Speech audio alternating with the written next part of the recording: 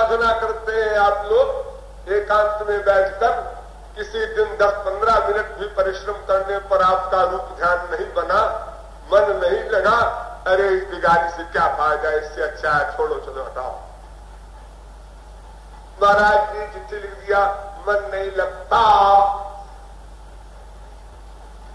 मन नहीं लगता।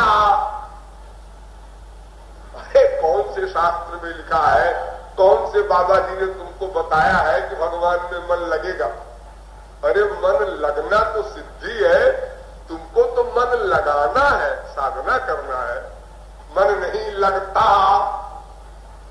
महापुरुष का मन लगता है, तुम्हारा कैसे लगेगा? तुमको तो लगाने का अभ्यास करना है ना। अगर 10 वर्ष में भी एक बार लगता है तो लगता तो है, 10 वर्ष लगे रहो, एक बार लगा, फिर 9 वर्ष में एक बार लगेगा, फिर 1 साल में एक बार लगेगा, फिर 1 महीने में, फिर 1 दिन में, फिर 1 घंटे में, फिर 5 मिनट। वो तुमको लगाना ही पड़ेगा। आज नहीं लगाओगे तो फिर बाद में लगाओगे, अनंत जन्म बाद फिर मानव देह मिलेगा, फिर लगाना पड़ेगा, छुट्टी नहीं मिलेगी। वो तुमको ही करना है। और कोई काम हो तो ये हो, चलो भाई अपन ये हट जाते हैं यहाँ से तो अपना ये करेगा, अपन छुट्टी ले लेते हैं ऑफिस से तो अपना दूसरा आदमी करेगा इस काम को। ये सब छुट्टी उट्टी से काम नहीं चलेगा, तो तुमको ही करना होगा। और ऐसा बनाओ, फिर बने न बने, कब बने, कैसे बने, इस समय तो सब बन गया है हिसाब किताब।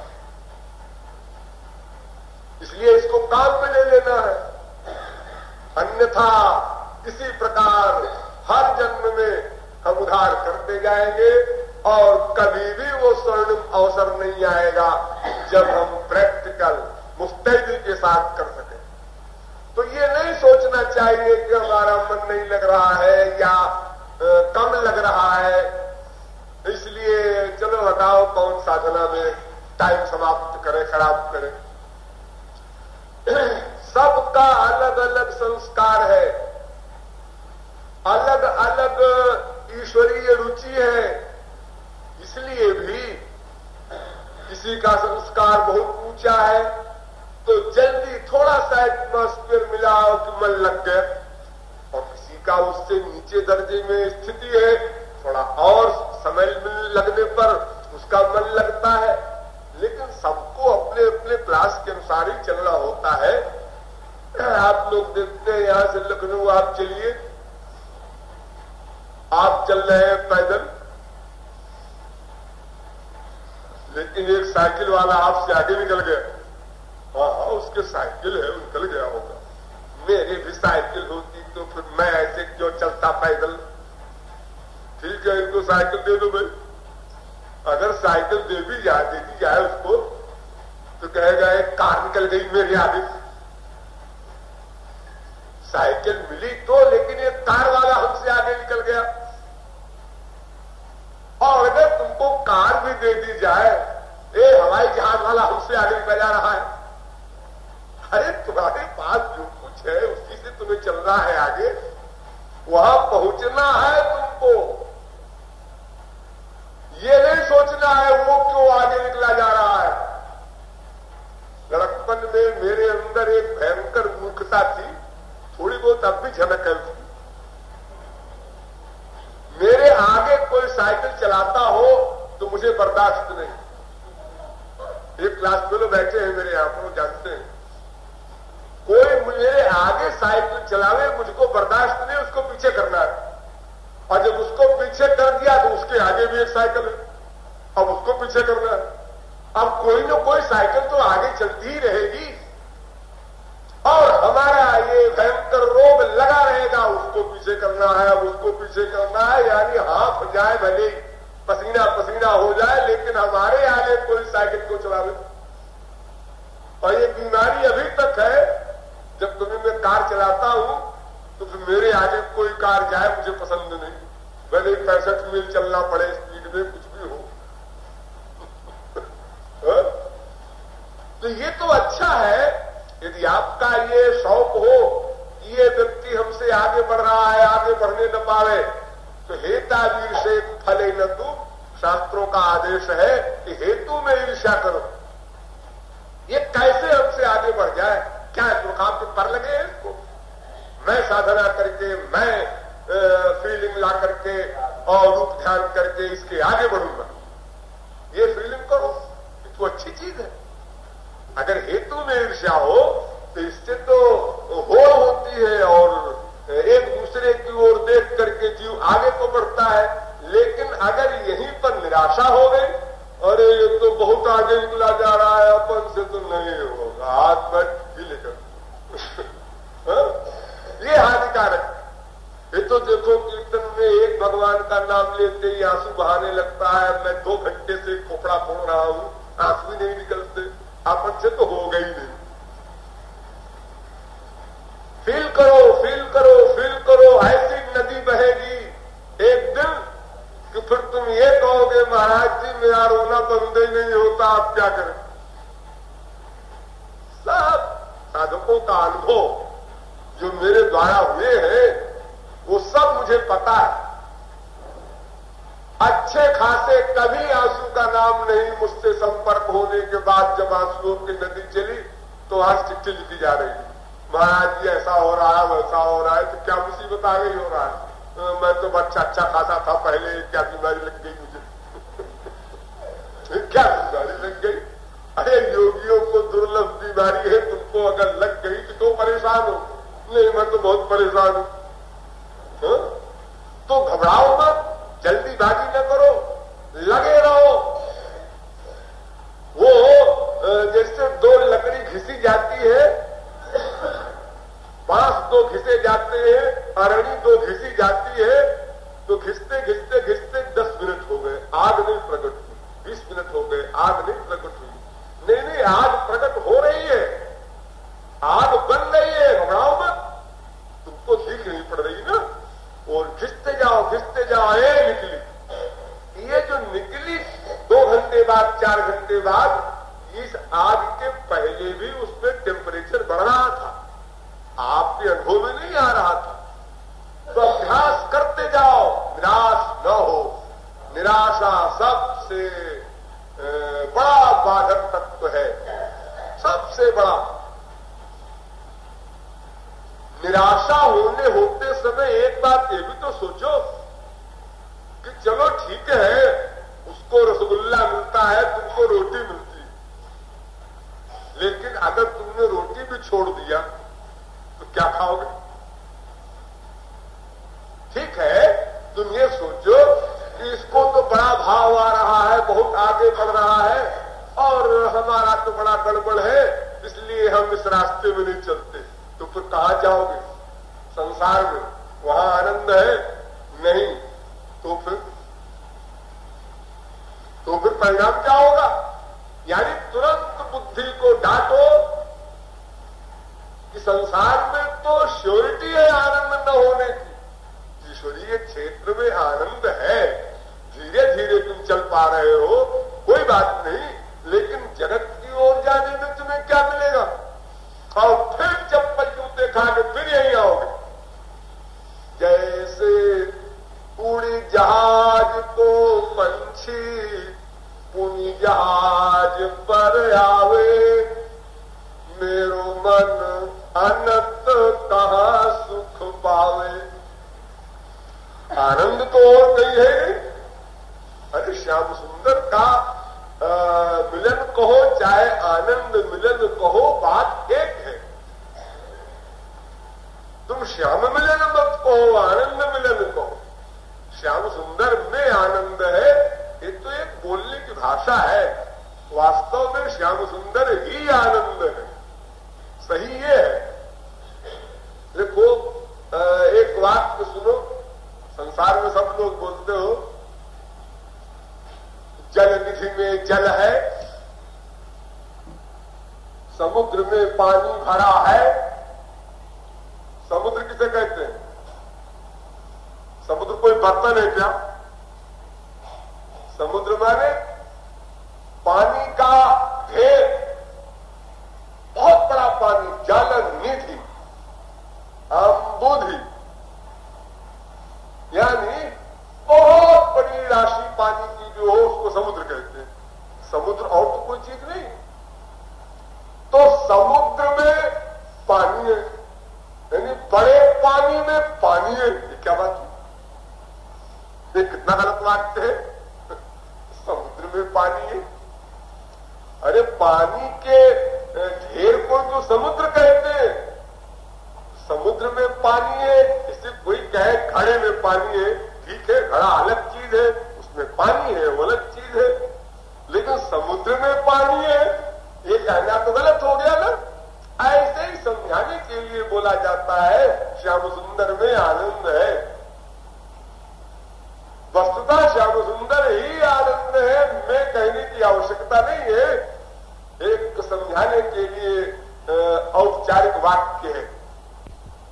तो यदि बुद्धि में यह निश्चय भर जाए, जितनी मात्रा में दृढ़ हो जाए, वही आनंद है।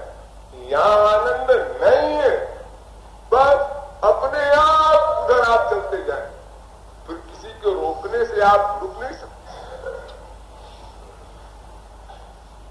कोई भी प्रेम जगत का हो या ईश्वरीय क्षेत्र का हो, केवल इसी फेत पर डिपेंड करता है, उसमें कितना सुख बुद्धि मानती है। तो पक्ष हमारे सामने आए, यहां जाए कि यहां जाए, ये करें कि ये करें, और दोनों में सुख है। बुद्धि कहती है लेकिन इसमें अधिक सुख है, इसलिए इसको कैंसिल करो, यहां चलो। अधिक ध्यान से समझो। दो जगह जाने की बात आई, एक जगह 1 रुपए का फायदा है, एक जगह 1.25 रुपए का है। इधर जाए, ये भी कोई क्वेश्चन है? 1.25 रुपए में जाओ। देखो, एक घोर मूर्ख भी जानता है कि इस स्थान पर 1 रुपया मिलेगा, इस स्थान पर 1.25 रुपया मिलेगा, इसलिए 1.25 रुपए के स्थान पर चलो। और अगर ये कहा जाए कि एक स्थान पर चप्पल जूते ही मिलेंगे, एक स्थान पर आनंद ही मिलेगा, तो कहा जाए? ये कौन सी बड़ी बात समझने की है? तो जहां आनंद मिलेगा वहीं चलो। तो यदि ये बात हमारे मस्तिष्क में घर कर जाए, बैठ जाए कि संसार में सुख नहीं है, तो बात बन जाए। लेकिन ये बैठ कर भी उठ जाती है, झगड़ा ये है। अभी ये बात बैठ गई आपकी, फिर जब संसार के वातावरण में आप जाएंगे, स्त्री पति बाप बेटे का मिलन आपको होगा, फिर भूल जाए। तो उसके लिए वेद व्यास कहते हैं भाई इससे काम नहीं बनेगा। वैराग्य वैराग्य वैराग्य सोचने से वैराग्य नहीं होगा। कुछ हेल्प मिलेगी, लेकिन वैराग्य कैसे हो सकता है? क्योंकि मन संसार में जो कुछ अनुभव करता है, उससे ऊंची चीज मन को दो। अगर वो नहीं देते तो वो कहेगा भाई एक तरफ तो तुम बातें बातें करते हो, इधर तो हमें प्रैक्टिकल मिलता है रसगुल्ले में आनंद। तो फिर घूम आता है, फिर लौट आता है चोरी चोरी। इसलिए वेद व्यास कहते हैं कि केवल वैराग्य से काम नहीं चलेगा। तो ज्ञान पहले आए, फिर वैराग्य हो, ऐसा कर लो। ऐसा भी नहीं हो, क्योंकि ज्ञान का जो आधार है वो एक्सपीरियंस हो, अनुभव। बिना अनुभव के ज्ञान टिकाऊ नहीं हुआ करता। ज्ञान हो गया, लेकिन वो ज्ञान फिर बदल जाता है, परिवर्तनशील हो जाता है, क्योंकि अनुभव नहीं। अनुभव युक्त ज्ञान ही टिकाऊ हो सकता है, चाहे संसार का हो चाहे परमार्थ का। तो जब अनुभव नहीं है तो फिर ज्ञान भी बेकार गया। ठीक, तो फिर पहले भक्ति की जाए, नंबर 3 आए। तो वेद व्यास ने कहा हाँ ये ठीक, प्रपद्यमानस्य यथा स्नतस्यु। अगर कोई ईश्वर भक्ति की ओर बढ़ता है, और उसमें भी किसी भक्त के संपर्क के द्वारा अगर भक्ति करने का अवसर मिल जाए,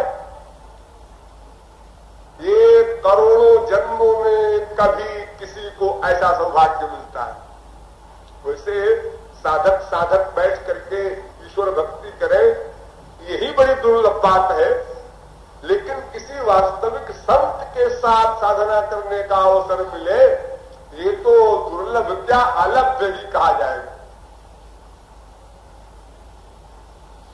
तो ऐसा अवसर अगर मिल जाए, सतां प्रसंगान, वेद व्यास कहते हैं इसी बात को, सतां प्रसंगान मम वीर्य संविदो भवन्ति हित कर्ण रसायन कथा अजोषण दा स्वपवर्ग वर्त्मनि श्रद्धा रतिर्भक्तिरनुक्रमिष्यति। यानी अगर महापुरुष के संपर्क में हम साधना करें तो उस साधना से हमारी भक्ति जो अकेले करने पर 10 साल में होती, ये यहां 10 मिनट में हो सकती। एक बात, फिर जितनी जितनी आपकी भक्ति होगी उतना ही वैराग्य अपने आप होता जाएगा। अब सोचिए आप लोग, या यहां से जाने के बाद सोचिएगा कि मनगढ़ में हम 10 दिन रहे, 10 दिन में 240 घंटे, 240 घंटे में कितने घंटे हमने कुल टोटल अपने संसार का स्मरण किया होगा? शायद 1 घंटा कुल मिलाकर हुआ हो। घोर संसारी लोग हैं आप लोग, बहुत से तो घोर, लेकिन सब भूला हुआ है संसार। अवकाश नहीं देते आपको हम संसार का चिंतन करें, पीछे लगे रहते। कौन आपका हितैषी विश्व में ऐसा है जो हितैषी कहलाने वाले हैं, वे उल्टा हित करते हैं। आप सोने के लिए गए, सोने दो, आराम कर रहे हैं पापा जी, बिटिया जी, आराम कर। हम आपको आराम नहीं करने देते। कभी कभी हम आपको बहुत खलते हैं यहां आते हुए, ये लोग फिर आ गए, 1:45 बजे ही आ गए, उनको नींद भी नहीं आती। अरे आप साफ साफ नहीं कहते हम लोग, और कहना भी नहीं चाहिए सभ्यता के मारे, बात अलग है। लेकिन जिन महाराज जी के लिए चिट्ठी लिखी जाती है, साल भर हो गए, 8 महीना हो गए आपके दर्शन, अब सचमुच की फीलिंग भी होती है। मैं कोई ये नहीं कह रहा हूं कि आप लोग एक्टिंग में लिखते हैं, लेकिन यहां जब इतना अधिक महाराज जी का संपर्क मिल रहा है तो कभी कभी महाराज जी भी खल जाते हैं। जरा सा लेखने के लिए हम गए कि जा रहे हैं महाराज, और फिर लौट आए 5 मिनट। हाँ, रोज तो आधा घंटे में लौटते। यानी हम अपने शरीर के आराम के दृष्टिकोण से सोचने लगते हैं तो बड़े से बड़े लाभ को भी हम उल्टे अर्थ में लेते हैं। तो संसार के जो हितैषी आपके बड़े बड़े कहलाने वाले हैं, वे ऐसे ही हितैषी होंगे जिसमें आपका वास्तविक हित न हो, बस उनका अपना स्वार्थ हो और आप खुश रहें, आपको खुश करने का वो काम करें। लेकिन हम आपको खुश रखना चाहते हैं, ये सही है, लेकिन ऐसे आपको हम खुश रखने की बात नहीं मानना चाहते जिसमें आपका अहित हो। हम बहुत सख्त हैं इस बारे में। आपको खुश करने के लिए हम अपनी पूरी शक्ति लगाते हैं, सब प्रकार का मैटर देते हैं आपको, लेकिन अब आप ये कहें कि हमको आराम करने दीजिए जी, तो भाई देखो ये सब काम तो अपने घर में कर लेना। थोड़ा हिम्मत करो, और जो हिम्मत करके आप उठ के फिर आ जाते हैं और आपको आनंद मिलता है, साधना में मन लगता है, आज ही लेट गए होते तो क्या सोई तो जाते हो, क्या कमाल हो जाता। जरा सा मन को ढीला कर दिया, बस उसका फिर हमको फल भोगना पड़ता है। तो भक्ति करने से वैराग्य अपने आप होगा, क्योंकि जितने परसेंट भगवान में मन का लगाव हुआ उतने परसेंट संसार से अपने आप हटा। अरे भाई, आपके पास 4 गैलन पानी है एक बर्तन में, दूसरे बर्तन में बिल्कुल पानी नहीं है।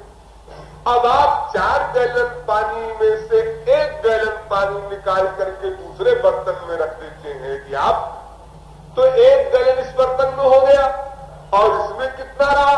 अरे कितना रखा, 1 गैलन कम हो गया, अपने आप कम हो गया, क्योंकि वही 1 गैलन चला गया इस बर्तन में।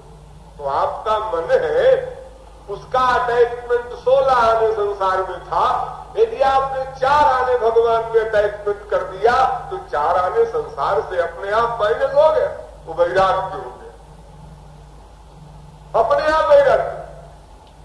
और ध्यान दो, क्योंकि 4 आना आपने ईश्वर भक्ति की, इसलिए गुरु कृपा, ईश्वर कृपा 4 आना आपके ऊपर होगी।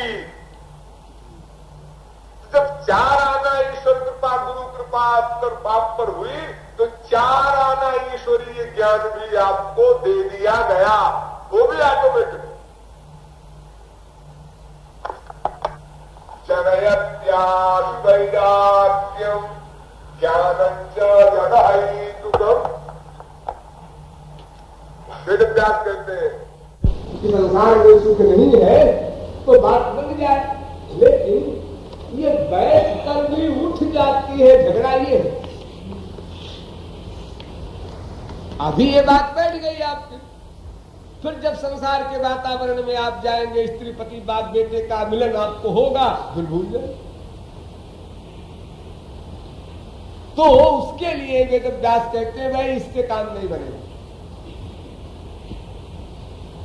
वैराग्य वैराग्य वैराग्य सोच